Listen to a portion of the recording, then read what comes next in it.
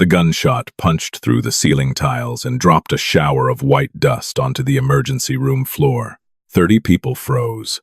The fluorescent lights hummed. Somewhere behind the nurse's station, a heart monitor beeped 3 times and went silent. Amara Osei-Mensah, 3 months into her first real nursing job, still fumbling with the electronic charting system, still apologizing every time she bumped into a gurney, dropped behind the counter and felt something cold shift in her left scrub pocket. A challenge coin. Kwame's challenge coin. And in the space between one heartbeat and the next, the rookie nurse that Veterans Memorial Hospital had been laughing about for 12 weeks disappeared. What replaced her was something no one in that building was ready for. There's a particular way that Veterans Memorial Hospital in Boston smells at 6 in the morning. Floor wax and instant coffee and something older underneath the kind of antiseptic that's been soaking into brick walls since the Korean War. The building sits on a hill overlooking the harbor, old and stubborn and underfunded.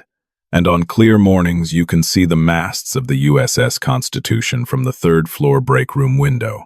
Amara loved that view. She'd stand there with her thermos of 2 strong Ghanaian coffee, not the watery stuff from the machine, but the real thing her father shipped in from a shop in D.C., and she'd watch the harbor wake up. Tugboats, seagulls, the Constitution sitting quiet and perfect in its berth at Charlestown Navy Yard. She never told anyone why that ship made her chest ache. At 34, Amara Osei-Mensah was the newest, youngest, and by a comfortable margin, the most uncertain nurse in the emergency department. She wore scrubs a size too large, kept her natural hair cropped close enough to require no maintenance, and had a habit of apologizing for things that weren't her fault. Sorry, excuse me. Sorry. Was that your pen? I'm sorry. Oh, I'm so sorry.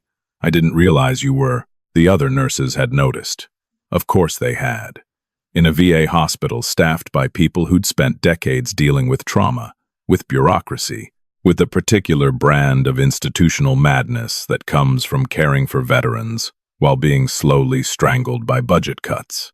A soft-spoken rookie who flinched at raised voices stood out like a civilian at a military ball. Kid couldn't start an IV on a garden hose, one of the techs said in the break room, not quietly enough.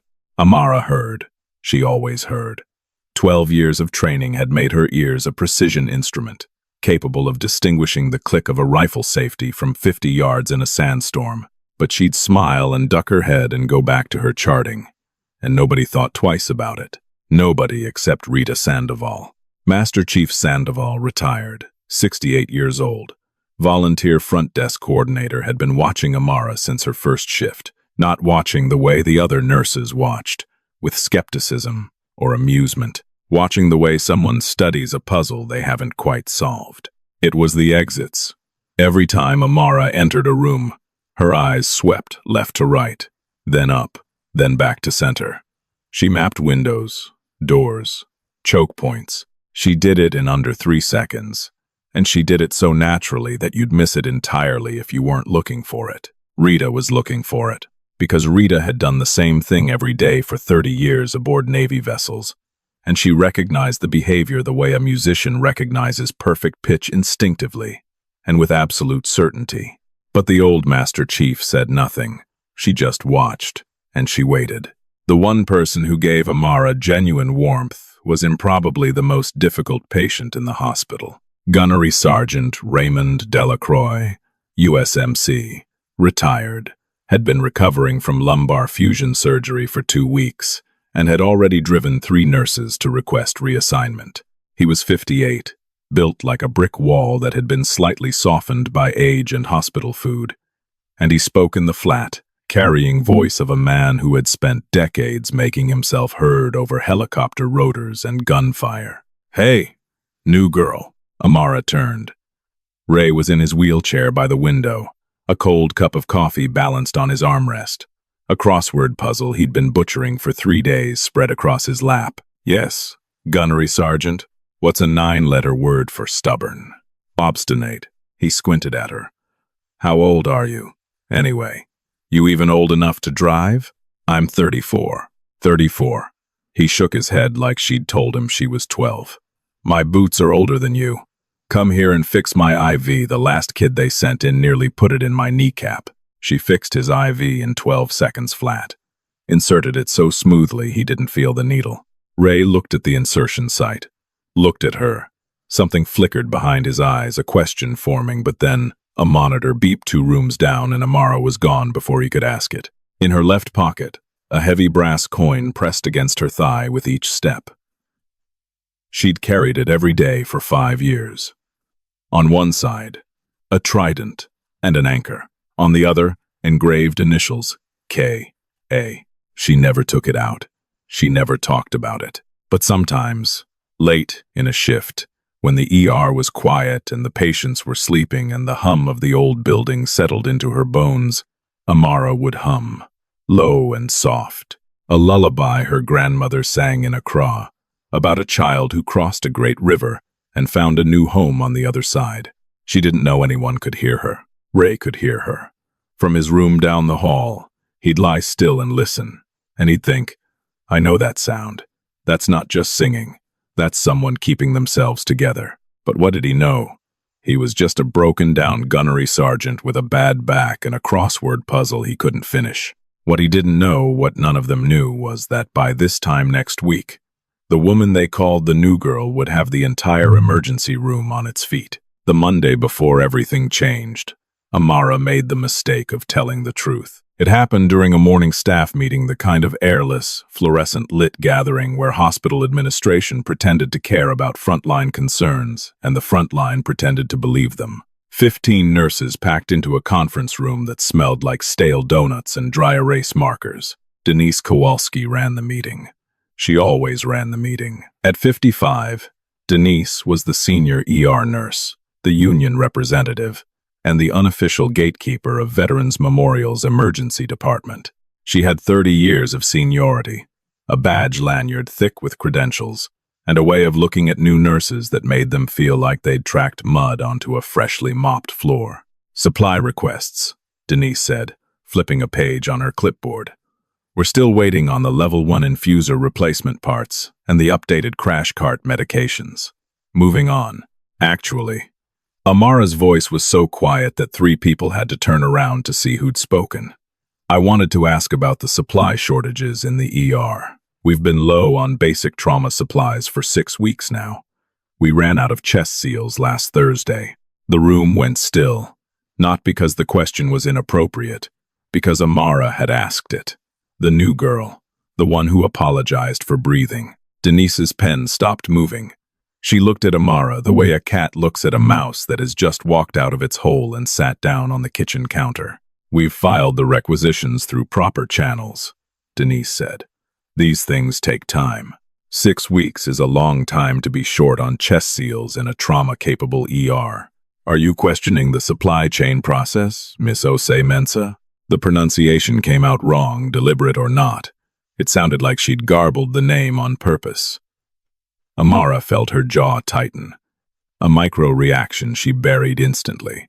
I'm not questioning the process. I'm saying the process isn't working. We had 2 GSWs last week, and I had to improvise occlusive dressings with, you improvised medical equipment? Denise's eyebrows rose. Without authorization? That's a compliance issue. The patient was coding. I'll need to document this. Thank you for bringing it to our attention. And just like that, the conversation was over. Amara sat down. Around her, the other nurses carefully avoided eye contact, the universal signal of people who agreed with her but weren't about to say so. After the meeting, Amara found herself in the stairwell that led to the administrative offices. She hadn't planned to go there, but the words were still burning in her chest, and the stairwell felt safer than the ER, and her feet carried her upward before her brain could intervene. Gerald Whitcomb's office was on the 4th floor. The hospital's board chairman kept a part-time office there, mahogany desk, leather chair, a window view that probably cost more than Amara's annual salary and maintenance alone. The walls were covered in framed photographs. Whitcomb shaking hands with senators, Whitcomb at ribbon-cutting ceremonies, Whitcomb in a golf shirt with the governor. In every photo, he was smiling. In every photo, there was a veteran somewhere in the background, positioned like a prop. Mr. Whitcomb, I'm sorry to bother you. Come in. Come in. He waved without looking up from his laptop. He was 63, silver-haired, expensive suit. The kind of tan that came from golf courses and not from deployments. What can I do for you, sweetheart? Sweetheart. Amara's back straightened half an inch before she caught herself. Sir, I'm a nurse in the ER. I've been trying to address some critical supply shortages. The supply issue. Right. He leaned back, fingers laced over his stomach. Listen. What's your name again? Amara. Amara Osei-Mensah. Right. Listen, Amara. I understand the frustration, but we're in a budget transition. The board has approved a major capital project, the Whitcomb Veterans Wellness Center, and we need to prioritize spending during the construction phase. The Wellness Center. You're building a wellness center while the ER runs out of chest seals? Whitcomb's smile tightened. Just a fraction. Nurses don't understand budgets. That's not a criticism. It's just your job is patient care. My job is the big picture. And the big picture sometimes requires hard choices about where money goes. Sir, with respect, the ER security system hasn't been updated in. The metal detector at the main entrance is being repaired. His voice dropped half a degree. It's on the schedule. It's been broken for a month. These things take time. The same words Denise had used. The exact same words. Is there anything else? There was so much else. There was a whole building full of else veterans waiting in hallways because there weren't enough beds, nurses doubling shifts because there wasn't enough staff, an ER that smelled like floor wax because that was cheaper than fixing the ventilation system. But Amara recognized the wall when she hit it. She'd spent 12 years recognizing walls. No, sir. Thank you for your time. She was almost through the door when he called after her. Oh, and Amara? A word of advice. He smiled the way a man smiles when he knows exactly how much power he has. Rookies are easy to replace. Keep your head down, do your job, and let the people who understand how this place works handle the rest. She walked back to the ER with her fingernails cutting crescents into her palms. That afternoon, she found a written warning in her inbox. Denise had filed it. Failure to follow medication documentation protocol. The incident she was citing had happened 2 weeks ago, a minor charting delay during a code blue, the kind of thing that happens to every nurse and is usually addressed with a verbal reminder. Amara stared at the warning. Then she stared at the ER at the broken equipment, the exhausted staff, the veterans sitting in plastic chairs waiting for a system that had already given up on them. She thought about quitting. She'd done it before. She was good at walking away. She'd walked away from 12 years, from a team, from a name that used to mean something in places most Americans couldn't find on a map. In her pocket, Kwame's coin sat heavy and still. She didn't quit. Not yet. But that night, alone in her apartment in Dorchester, she didn't hum the lullaby. She sat in silence and stared at the wall, and the wall stared back, and neither of them had anything useful to say. The nightmare came back on Tuesday night, the way it always did when she was stressed. Niger, 2017. The Tongo region. The ambush hit at 11:40 inches the morning. One moment they were moving through scrub brush in a loose formation, and the next the world became noise and dust and the particular cracking sound that 7.62 rounds make when they pass close enough to feel the heat. In the dream, it happened the way it had happened. SEAL Team 8, separated from their support element, 4 operators and 1 combat medic pinned down in a dry riverbed, while 50-plus militants swept the area. The other 3 teams were engaged a kilometer east. No air support for 40 minutes. No extraction for 11 hours. Amara Senior Chief Petty Officer Osei-Mensah, call sign Cobra, kept 2 critically wounded operators alive in that riverbed with a field surgery kit, 2 bags of saline, a tourniquet she made from her own belt, and a steadiness in her hands that defied every law of human biology. She performed a needle decompression on a collapsed lung while bullets kicked up dirt 6 feet from her head. She packed a femoral wound with hemostatic gauze and held pressure for 90 minutes while talking calmly, steadily about nothing. About the Red Sox. About the terrible chow at Camp Lemonnier. about how Petty Officer First Class Kwame Asante owed her $40 from a poker game, and she intended to collect. Kwame was 10 feet away, returning fire from behind a termite mound, laughing between bursts. "You'll get your money when we get out of this, Cobra." Both wounded operators survived. They were extracted at 2,247 hours. Kwame was not extracted. Kwame was carried. He'd taken a round through the neck during the final push to the extraction point, a through-and-through that severed the carotid artery. Amara held him in the back of the helicopter with both hands on his throat and watched the light leave his eyes somewhere over the Sahel. Petty Officer First Class Kwame Asante, 29 years old, born in Silver Spring, Maryland, to Ghanaian immigrants, the only other person in SEAL Team 8 who understood what it meant to carry two countries in your chest. The man who gave her his challenge coin the morning of the ambush and said, "Intwi, Yanenka, let's go."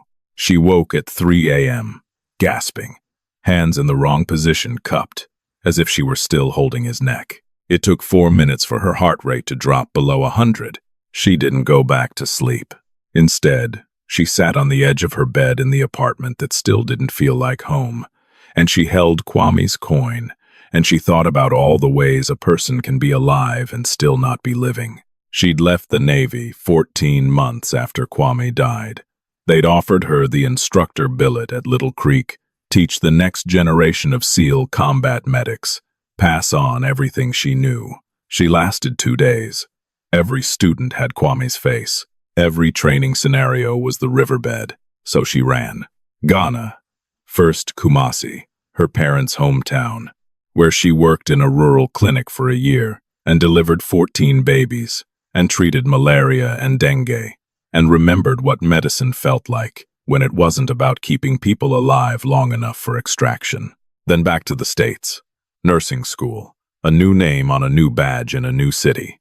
But you can't outrun training. You can't unhear the sounds. You can't unsee the way a room breaks down into sectors and sight lines, or unfeel the weight of a weapon you haven't held in 3 years but could still field strip blindfolded. And you can't stop scanning exits. Rita Sandoval knew that. Amara knew that Rita knew. There was an understanding between them, the kind of understanding that doesn't require words, only recognition. On Wednesday morning, Amara almost quit for real. Denise had posted the weekly schedule. Amara had been moved again from the trauma bay rotation to triage desk duty. 4th time in 6 weeks. Triage desk was where they put the nurses they didn't trust with real patients. "Denise, I was hoping to get more trauma bay time. My skills assessment." "Your skills assessment is fine on paper." Denise didn't look up from her computer. "But I need experienced hands in the trauma bay. When you've been here longer than a semester, we'll talk. I've been here 3 months, like I said." Now Denise looked up. Her eyes were polished steel, professional and impenetrable. "When you've been here longer." Amara walked to the break room. She poured coffee she didn't want. She stared out the window at the harbor, at the Constitution, and she thought, "I don't belong here. I don't belong anywhere." 9-letter word for stubborn. She turned. Ray was in the doorway, wheelchair blocking the entire frame, crossword in his lap. "I already told you. Obstinate. Doesn't fit. It's 9 letters. Obstinate. I know how to spell it. It doesn't fit the crosses." He wheeled himself in, studied her face. "You look like hell." "Thanks. Don't mention it." He poured himself a coffee, a complicated operation involving one hand on the pot and the other bracing his wheelchair. "You know what my drill instructor told me at Paris Island 35 years ago?" "I don't know," he said, Delacroix. "The Corps doesn't care if you're having a bad day. Neither does the enemy. So you can feel sorry for yourself, or you can square your shoulders and get back in the fight. But you can't do both." He took a sip of his terrible coffee. Sound advice. Terrible man. Got hit by a bus in Jacksonville in '94. He paused. The bus was fine. Against her will, Amara laughed. A real laugh, short and sudden and surprised. The kind that escapes before you can stop it. Ray grinned. "There she is. I knew there was a person in there somewhere." She looked at him, this battered, impossible Marine in his wheelchair, with his crossword and his bad jokes and his complete refusal to let anyone around him stay miserable. And for 1 second, she almost told him, almost said, "I was SEAL Team 8, and my best friend died in my arms, and I've been trying to be nobody for 3 years, and it's not working." But the moment passed. It always passed. "Get back to your room, gunnery sergeant," she said. "Your physical therapy is in 20 minutes. "Yes, ma'am." He saluted casual, sloppy, the Marine version of a wink, and wheeled himself out. In her pocket, the coin pressed against her thigh. Cold, patient, waiting. Tuesday morning. The worst kind of Tuesday flu season overflow. 3 ambulances backed up. A water main break on the 2nd floor that had everyone on edge. Amara was juggling 6 patients, running between triage and intake, trying to keep her charting current, while Denise monitored her every keystroke with the focus of a hawk tracking a field mouse. Upstairs, Gerald Whitcomb was in a board meeting, presenting revised budgets for the Veterans Wellness Center. The PowerPoint was beautiful. The numbers were fiction. In the ER waiting room, the usual crowd. A 70-year-old Korean War veteran named Harold Park, there for his blood pressure check, reading a folded newspaper with arthritic hands. PFC, Darius Webb, 22, Army, sitting in the corner with his knee bouncing and his eyes fixed on a point that only he could see in, for his 3rd panic attack this month. 2 Vietnam vets playing chess on a magnetic board. A woman with a toddler, the toddler with a fever, and Gunnery Sergeant Raymond Delacroix, parked in his wheelchair by the intake window, there for a post-surgical follow-up, and passing the time by loudly critiquing the crossword puzzle's editorial standards. Nocturnal bird of prey, 5 letters. That's owlet. But they gave me an H in the 2nd position. What kind of owlet starts with an H? Amara didn't answer. She was watching the main entrance. Not consciously, the way you don't consciously breathe. She watched every entrance, every time. The way she'd watched entrances for 12 years in places where not watching meant dying. The metal detector at the front door had been broken for 31 days. At 10:47 a.m., 4 men in gray work coveralls walked through it. The first man, tall, mid-40s, close-cropped hair and steady hands, flashed a maintenance badge at the unarmed security guard. The guard glanced at it, nodded, and went back to his phone. The badge was fake, but in a VA hospital running on fumes and duct tape, where maintenance workers came and went like ghosts, nobody questioned a badge and a pair of coveralls. They were 10 feet inside the ER when the first man pulled a Glock 19 from under his coveralls and fired 1 round into the ceiling. The sound was enormous. In a building designed for healing, the concussive report of a 9mm handgun was an obscenity, a physical force that slammed through the room and turned every head and stopped every heart. Ceiling dust rained down. White, fine, almost gentle. "Nobody moves." The man's voice was controlled, practiced. "We're here for the pharmacy. Stay calm, and nobody gets hurt." For 2 seconds, the room obeyed.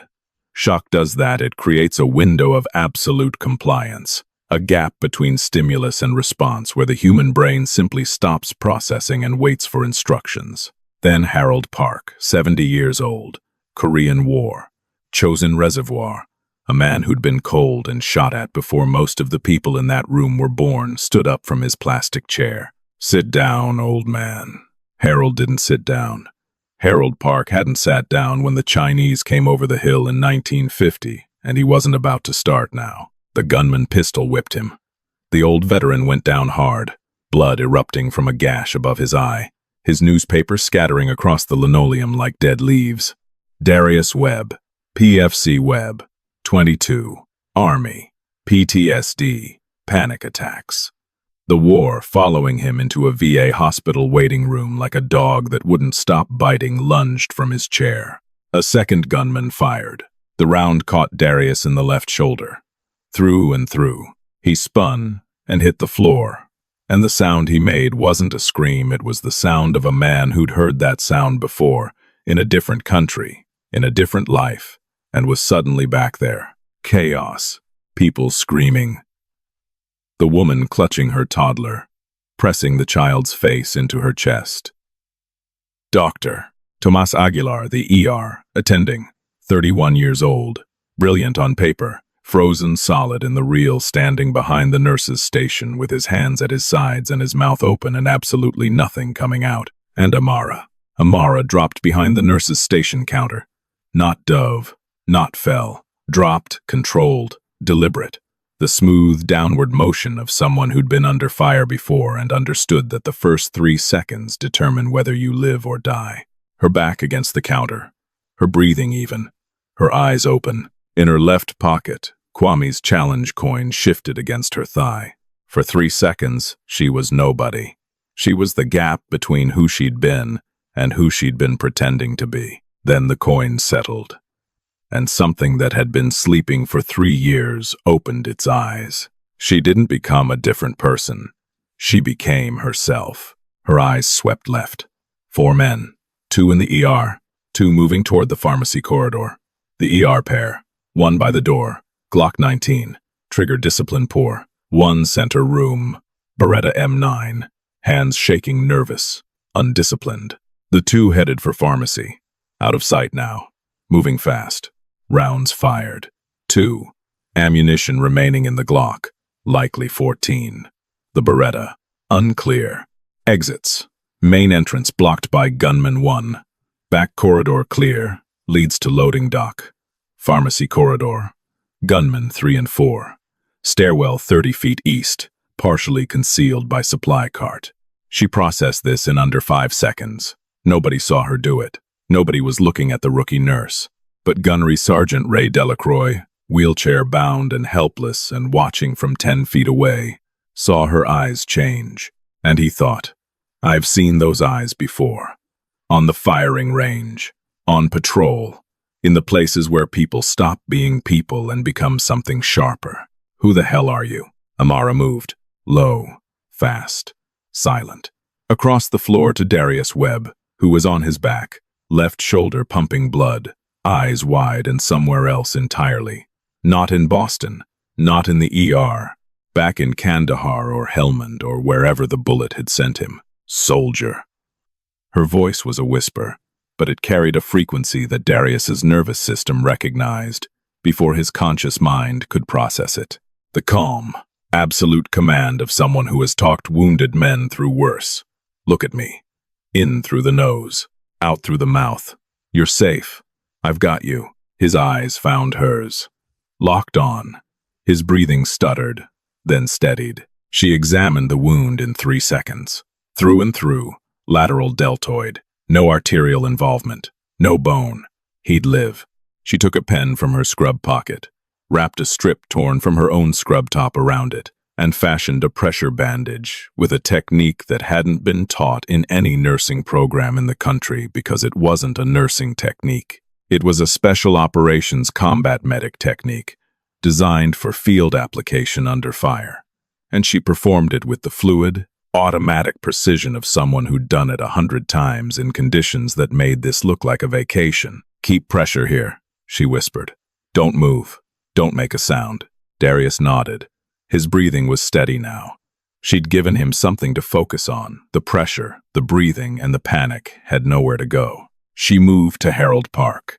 The old Korean War veteran was on the floor, bleeding from the gash on his forehead, but conscious. His eyes were clear and hard, and when Amara knelt beside him, he grabbed her wrist with a grip that had 70 years of stubbornness behind it. I'm okay, he hissed. Help the others. She pressed a folded gauze pad against his wound, guided his hand to hold it, and moved on. The 2 gunmen in the ER hadn't noticed her.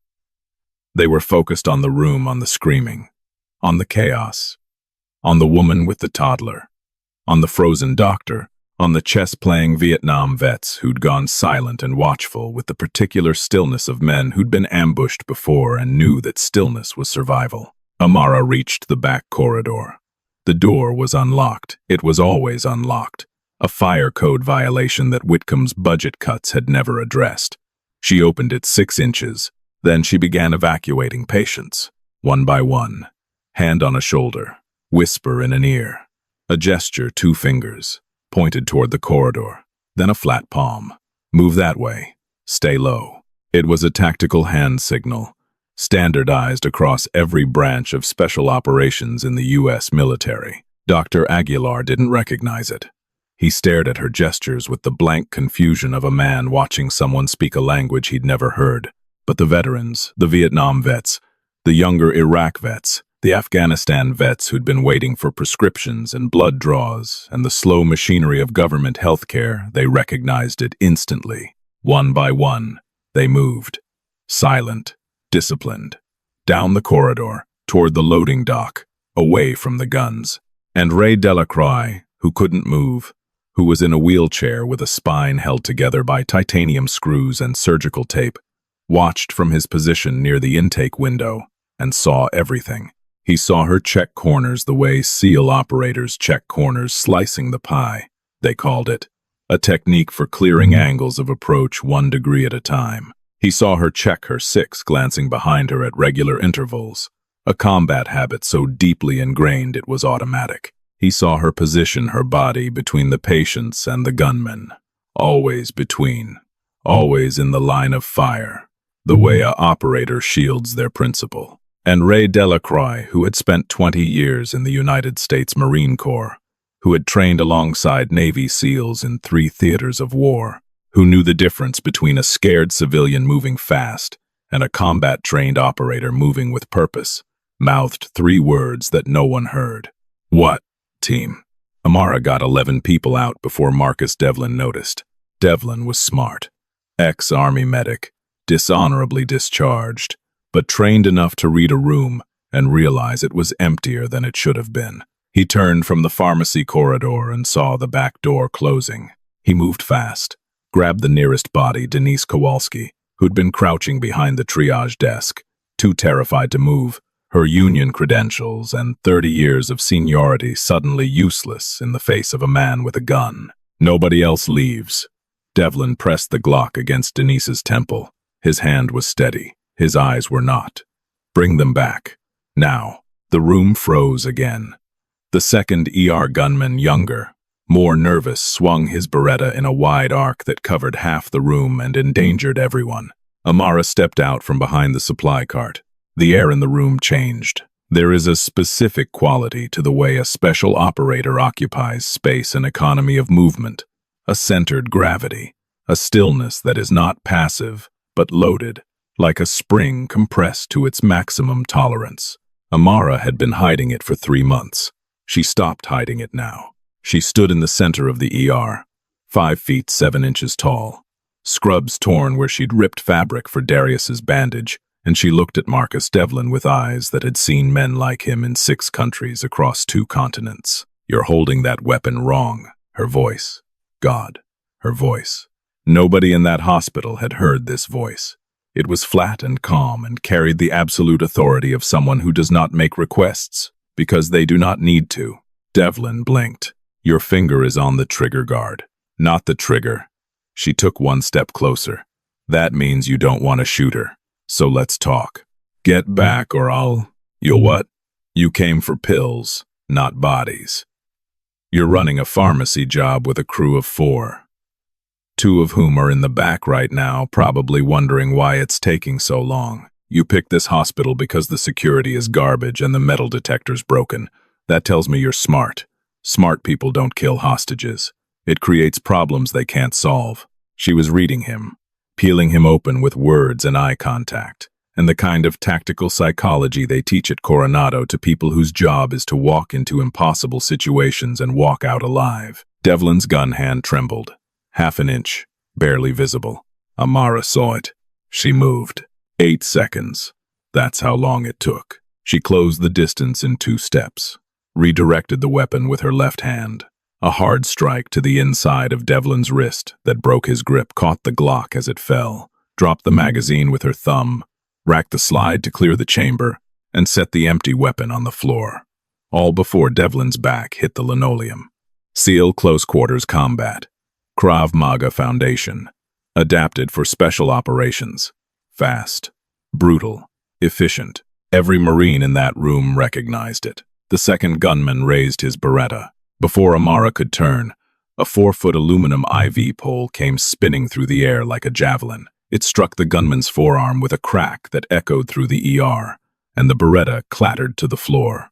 Gunnery Sergeant Raymond Delacroix, wheelchair-bound, 2 weeks post-spinal surgery, in violation of every medical restriction his surgeon had given him, had thrown it from 10 feet away with the precision of a man who'd once placed third in the Marine Corps combat skills competition.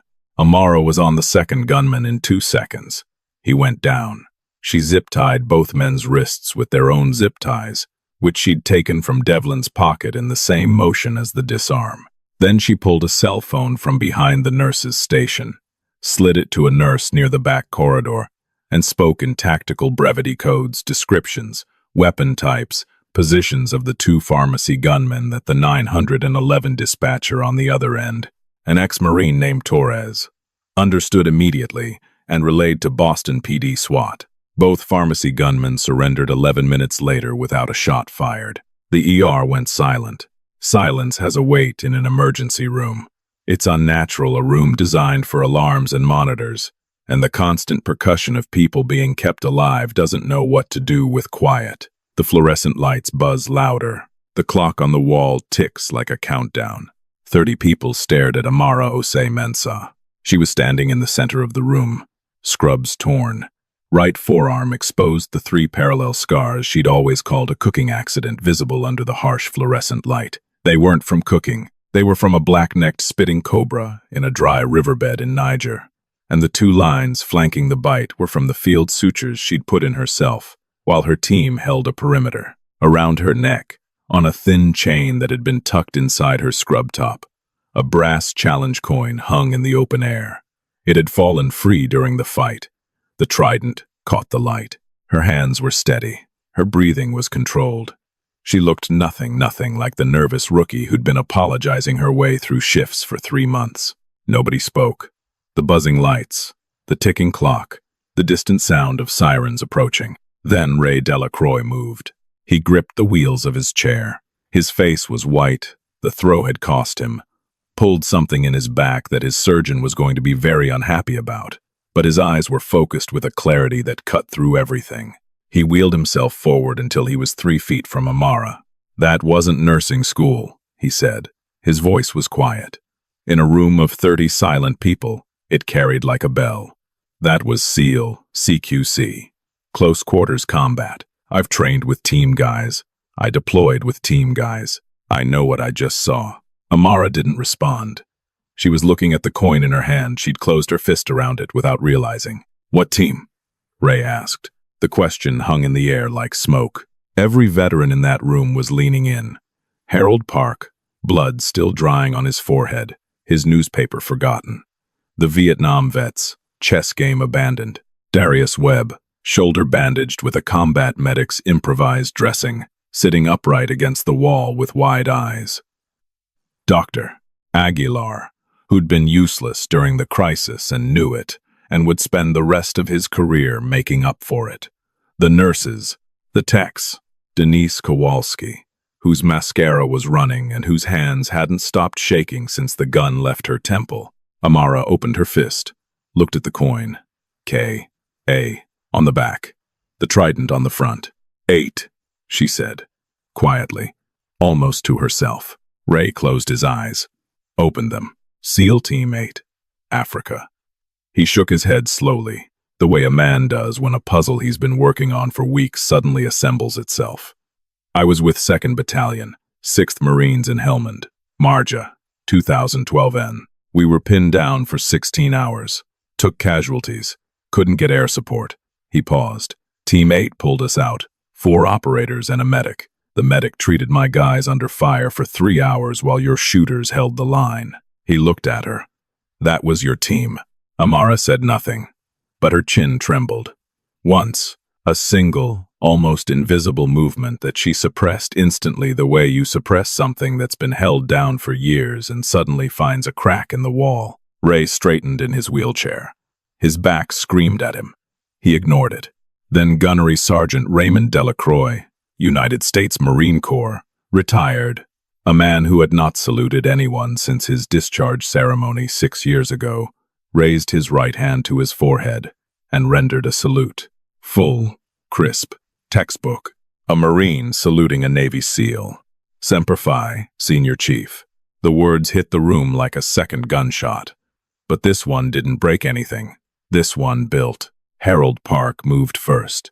70 years old, blood on his face, hands arthritic and trembling.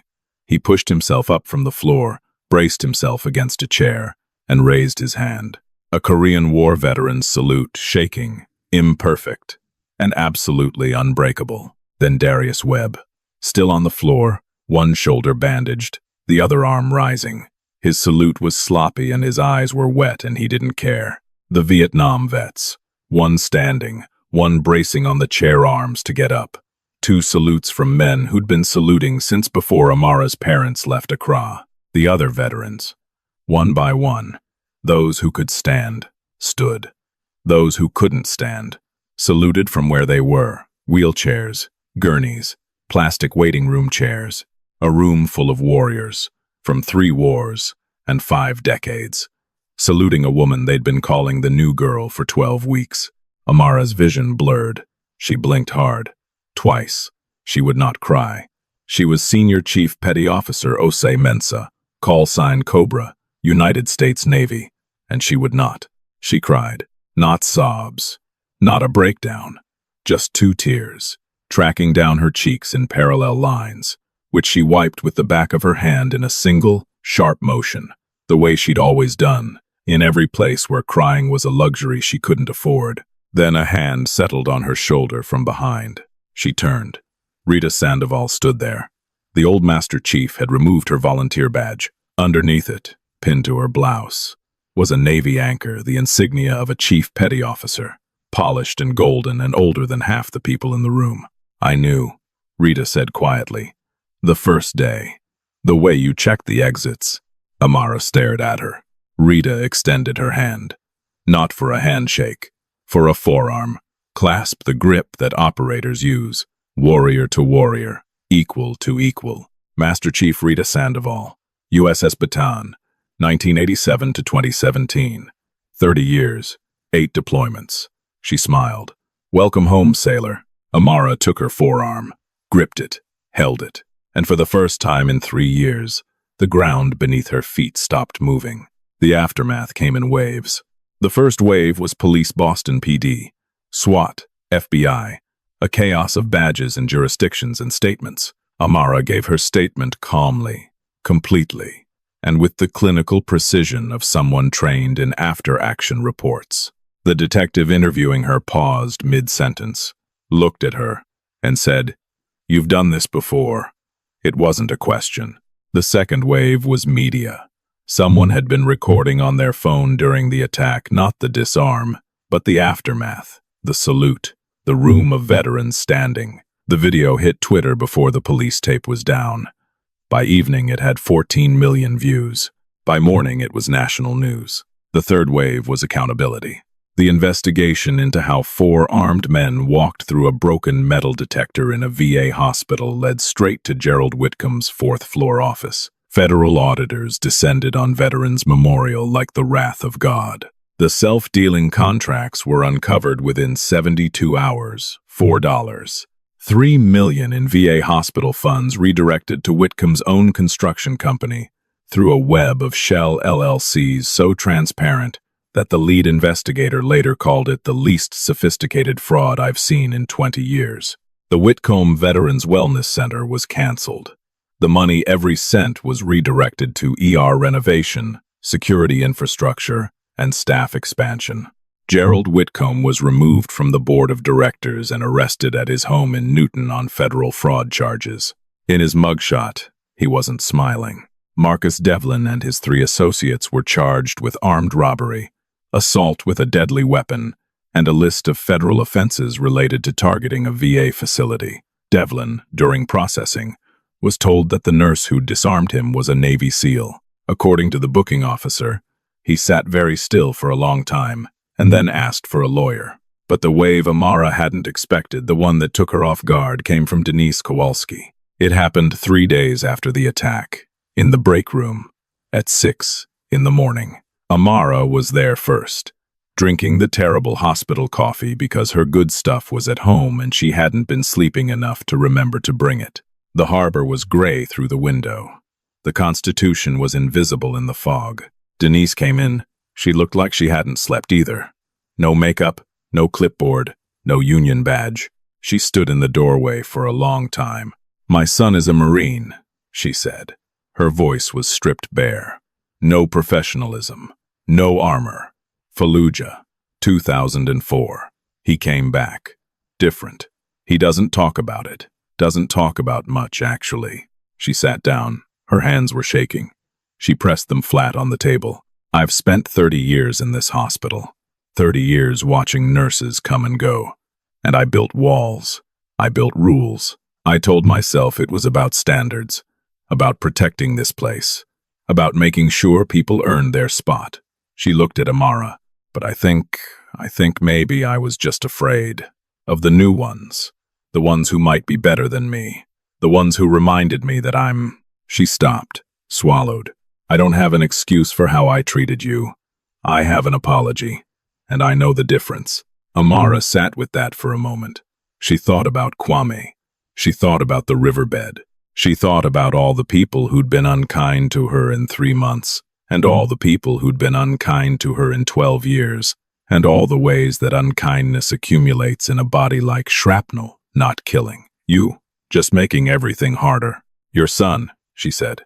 "What's his name?" "Danny. If Danny ever wants to talk to someone who gets it, someone who's been there, I'm here." She paused. "Not as a nurse. As someone who knows what it's like to come home and not be home."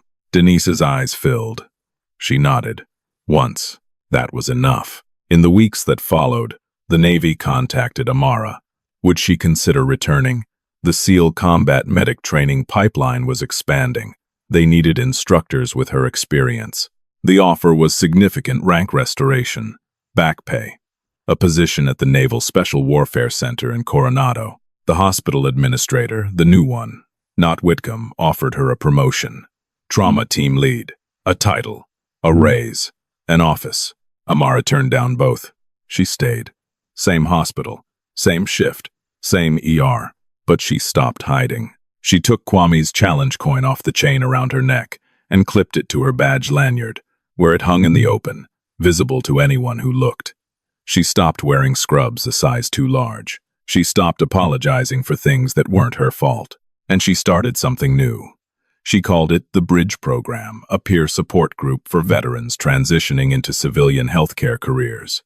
Nurses, techs, EMTs, anyone who'd served and was struggling with the particular disorientation of going from a world where your training could save lives to a world where nobody knew you had training at all. The first meeting had 6 people. By the 3rd month, it had 40. Denise Kowalski helped her set it up. They made an odd pair, the 30-year veteran nurse and the SEAL combat medic turned rookie, but they shared something now. Not friendship. Exactly. Recognition. The understanding that walls can be torn down from the inside. On a Thursday morning, 6 weeks after the attack, Amara was in the break room at dawn, harbor through the window, Constitution emerging from the fog like a ghost ship, all masts and rigging and old wood, quiet and permanent and beautiful. Wheels in the hallway. Ray Delacroix appeared in the doorway, crossword in his lap. He was supposed to have been discharged 2 weeks ago. He kept finding reasons to come back for appointments. 9-letter word for stubborn, he said. Obstinate. I've told you this 4 times. Doesn't fit. He wheeled in, parked next to her, poured himself a coffee. You know, I've been trying to figure out your call sign. She looked at him. Smiled. The real smile, the one that lit up her whole face. The one that nobody at Veterans Memorial had seen until the day she stopped being invisible. Cobra. Ray laughed. A real, full, from the belly laugh that echoed off the break room walls and down the hall and probably woke up a patient or 2. Of course it is. He shook his head. Of course it is. She handed him a coffee. He took it. 2 warriors, 1 Marine, 1 SEAL, 1 in a wheelchair and 1 in scrubs, drinking terrible hospital coffee in a VA hospital in Boston while the sun came up over the harbor. Hey, Cobra? Yeah?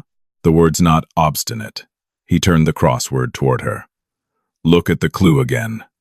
9-letter word for stubborn. With a T in the 5th position. She looked at the puzzle. Read the cross clues. Trace the letters. Tenacious, she said. Tenacious. He wrote it in. It fit. Yeah, that's the one. That night, Amara called her father. Frank Osei-Mensah, 61. Ghanaian immigrant, taxi driver in Washington, D.C. A man who had crossed an ocean to give his children a life and never once complained about what it cost him. She didn't tell him about the attack. She didn't tell him about the seals or the coins or the salutes. She told him she was staying in Boston. She told him she'd found a place. She told him she was okay, really okay. Not the fake okay she'd been selling for 3 years. There was a pause. The particular pause of a father who knows his daughter better than she thinks. Woye obarima, he said. In Twi, the language of home. You are brave. She closed her eyes, held the phone against her ear, listened to her father breathe. He didn't know the half of it. He didn't need to. Outside her apartment window, the city of Boston settled into night. Somewhere across the harbor, the USS Constitution sat in its berth, old and strong and still afloat, carrying the weight of every sailor who'd ever served on its decks, still here after 200 years, because some things are built to last. At 10:47 on a Tuesday morning, 4 armed men walked through a broken metal detector and into a room full of veterans. They expected fear. They expected compliance. They expected a soft target. What they found was a woman named Amara Osei-Mensah, who had spent 12 years saving lives in places that don't appear on maps, and 3 years trying to forget she knew how. A woman who carried a dead friend's coin in her pocket, and a lullaby in her throat, and a strength she'd been hiding because she thought hiding was the same as healing. It isn't. Sometimes life teaches us that belonging isn't about where you came from or what you did or what name they knew you by. It's about the moment you stop pretending to be less than you are and let the people around you see the whole picture, the scars and the skills and the grief and the grace, all of it. Some families are born. Others are forged in break rooms and hospital corridors and terrible coffee shared between strangers who turn out to be the same kind of different. Amara Osei-Mensah spent 12 years being Cobra. She spent 2 years trying to be nobody. She spent 3 months being the new girl. Turns out, she was just Amara, and she was enough. If this story stirred something in you, a memory, a feeling, a belief that the quiet ones carry more than we know, share it with someone who needs to hear it today. And if you're a veteran, or you love one, know this. The uniform comes off, but the warrior never does. You just have to find your next mission.